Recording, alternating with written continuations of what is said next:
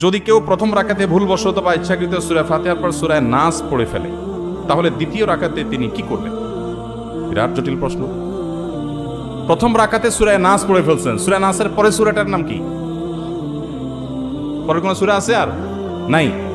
তো শেষ রাকাতে প্রথম রাকাতেই যদি কুল আউযু বিরাব্বিন নাস পড়েন, তাহলে দ্বিতীয় রাকাতে পরে আর সূরা নাই, দ্বিতীয় নাসে কোন দিক যাবে? সূরার ধারাবাহিকতা রক্ষা করা সুন্নাহ। নামাজের মধ্যে সূরার ধারাবাহিকতা রক্ষা করতে হয়। আপনি আগে ফালাক পড়লে পরে নাস পড়বেন। এখন নাসে যদি আগে পড়ে ফেলেন তো পরে তো আর কিচ্ছু নাই, কি করবেন?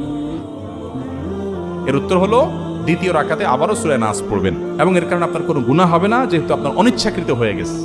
কিন্তু ইচ্ছাকৃতভাবে যদি এই কাজ করেন তাহলে মাকরুহ হবে। তাও নামাজ হয়ে যাবে, নামাজটা ত্রুটিপূর্ণ হবে, নামাজটা একটা ত্রুটিযুক্ত হয়ে গেল, মাকরুহ হয়ে গেল।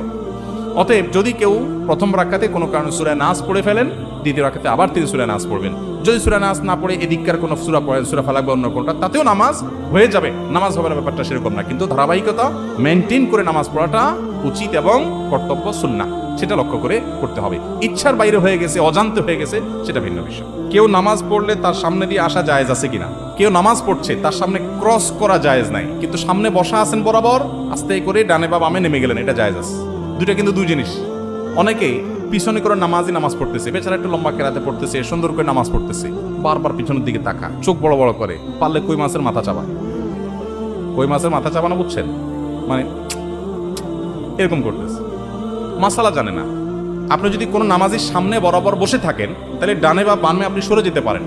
এটাকে বলা হয় নুজুল, সরে যাওয়া, এটা জায়েজ আছে। মুরুর হলো না জায়েজ। মান মাররা বাইনা ইয়াদাইল মুসাল্লি, হাদিসের ভাষ্য। মুরুর মানে হলো ক্রস, অতিক্রম, এক পাশ থেকে আরেক পাশে যাওয়া, এটা না জায়েজ। সামনে বসে আছেন, সরে গেছেন, এটা না জায়েজ না। সুউদ, মুরুর, সুউদ এবং নুজুল এই দুইটা জায়েজ, মুরুর না জায়েজ। হাদিসে মুরুর নিষেধ করা হয়েছে, সুউদ আর নুজুল নিষেধ করা হয়নি। আপনি নামাজ পড়ছেন, সামনে জায়গা ফাঁকা, জামাত দাঁড়ায় গেছে, তো আপনি পেছন থেকে সোজা নামাজের বরাবর দাঁড়ায় গেছেন, ডানেও যান নাই বামেও যান নাই, বরাবর যা দাঁড়ায় গেছেন, এটা জায়েজ আছে। আবার বরাবর সামনে আছেন, সরে গেছেন, এটাও জায়েজ আছে। না জায়েজ কোনটা?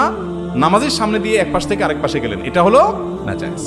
অতএব যত দেরি হোক, যত কষ্ট হোক, সবর করবেন এবং ক্রস করবেন না। আর যিনি নামাজে দাঁড়াবেন, তারও দায়িত্ব হলো যে মানুষের চলাচলে ব্যাঘাত হয় এরকম কোনো জায়গায় নামাজের নিয়ত করবেন না। এখন জামাতে নামাজ এক দুই রাকাত ছুটে গেছে, বেচারা সেগুলো আদায় করতেছে, তার তো কিছু করার নাই। এক্ষেত্রে সামনে মুসল্লিরা হাঁটাহাঁটি করবে না। অনেক সময় দেখা যায় নামাজিরা এক দুই রাকাত মিস করেছেন, মাসবুক হয়েছেন, তারা নামাজ পড়ছেন, আর বাকিরা উঠে হাঁটাহাঁটি শুরু করছে নামাজের সামনে দিয়ে। নবী সাল্লাল্লাহু আলাইহি ওয়াসাল্লাম বলেছেন, নামাজি ব্যক্তির সামনে ক্রস করা, হাঁটাহাঁটি করা, এটা কত বড় অপরাধ, এর শাস্তি কত জঘন্য হবে, এটা যদি মানুষ জানতো, 40 পর্যন্ত মানুষ অপেক্ষা করতো। 40 বলতে 40 দিন না বছর, সেটা নবী সাল্লাল্লাহু আলাইহি ওয়াসাল্লাম বলেন নাই। তাহলে বোঝা গেল যে ক্রস করা, অতিক্রম করা জায়েজ নাই।